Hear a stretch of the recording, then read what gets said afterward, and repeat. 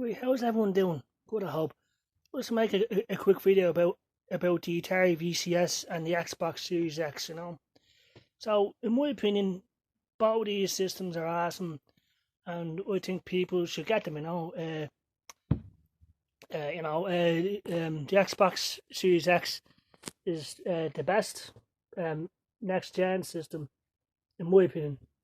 It plays this. It has Xbox Game Pass. It outputs native 4K at 120 frames. If your TV supports it. Now my TV's old. It's a 2017 LG television. So the highest my television goes is 4K 60 hertz. But even with that, it looks amazing. So if you have a 2021 4K television, I say more than likely that'd be capable of 4K 120 hertz.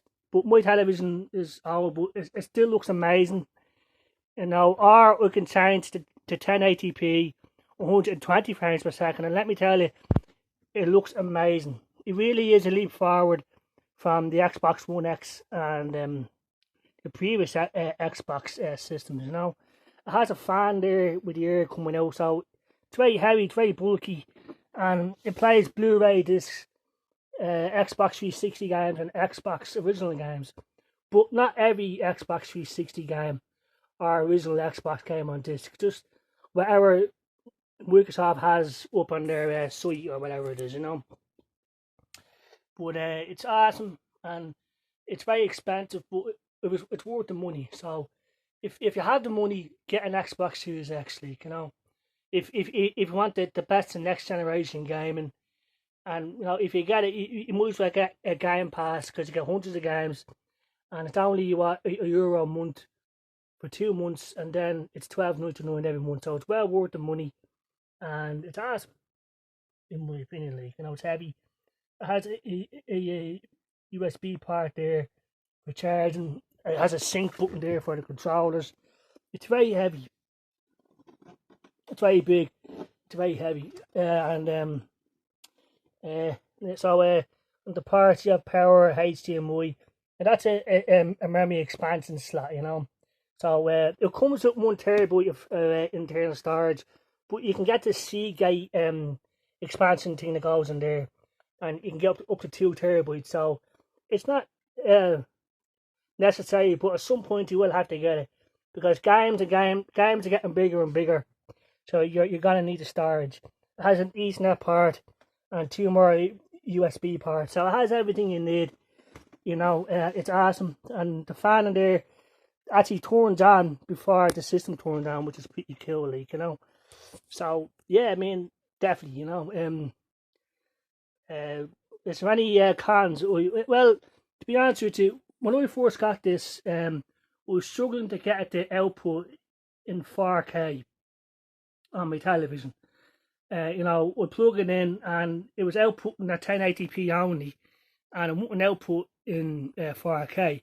So it was telling me, I went into the settings, into the Xbox settings, and it was telling me to turn on the 4K HDR thing. So I had to go into my own TV settings and turn it on. Now, the thing is, with my Xbox One X there, and see the Xbox Series S. Now, the Xbox Series S is awesome also, and would recommend getting that as well.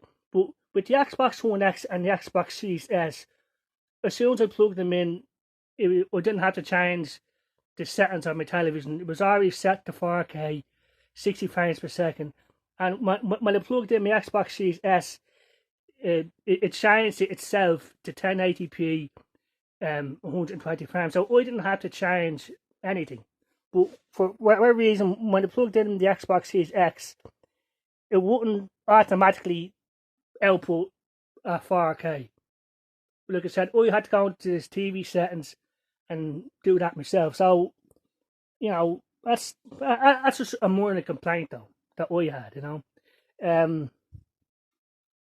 Another thing I had an issue with, for some reason, when I put in Call of Duty Ghosts into the disc slot, for whatever reason, it wouldn't read the disc, even though it was spotless and stuff like that. So I cleaned it. It took me like 4 or 5 attempts, and it finally worked. So I don't know, like, And then I tried Modern Warfare 3 on the Xbox 360.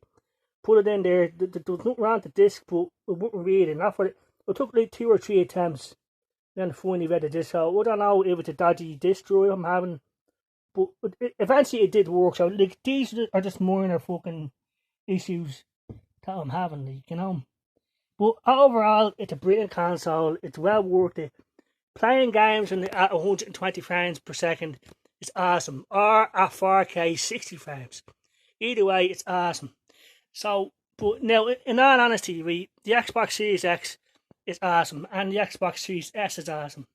But now, in my opinion, the Xbox Series S is the better console. It's only €300.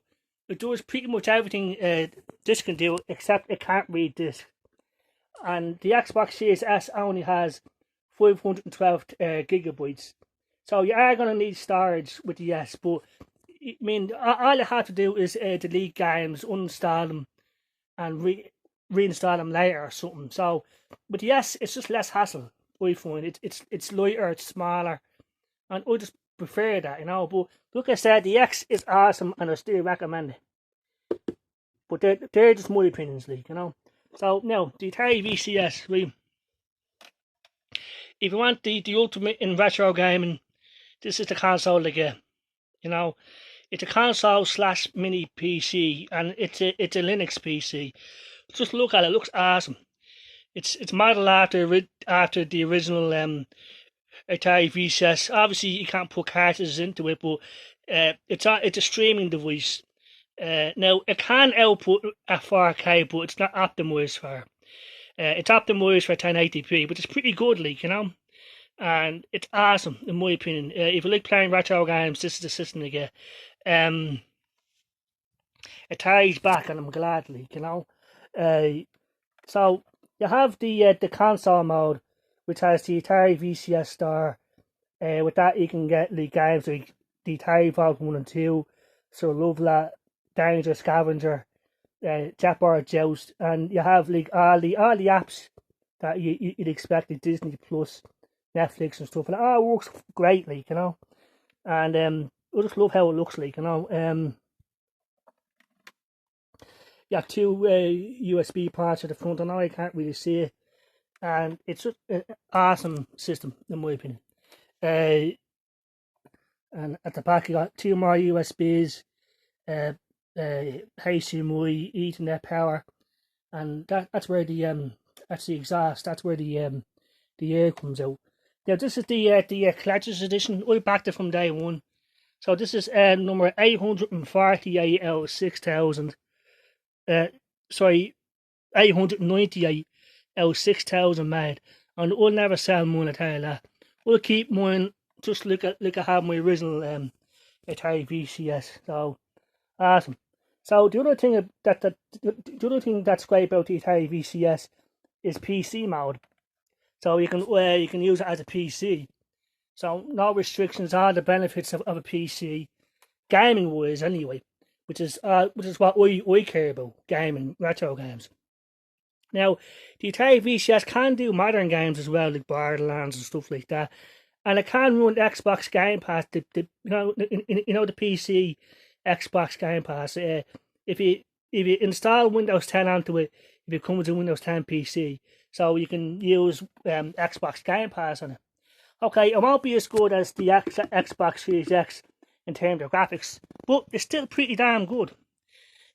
So with the Atari VCS, you have options. You can use Stadia on the VCS, you can use NVIDIA GeForce Now. Of course, all the emulators, from MAME to Botosera, I think we pronounced that right, RetroArch, and it's awesome. But the other great thing about the Atari VCS is that it has Chrome built in natively, so you can just search for games that way if you want to, You can just type in Sega Saturn games or PS1 games, and it finds it for you. And the other great thing about the VCS, it's upgradable. The RAM and the storage are upgradable, so you can make it more powerful if you want to. So if people are going to use the VCS to play modern games like Borderlands or Cyberpunk 2077, you're better off to upgrade it, if you want to get the most out of it. But for me personally, all I really use it for is to play retro games. So I don't need to upgrade it because it has 8 gigabytes of RAM out of the box and 32 gigabytes of storage, which is good enough for me. But you are going to have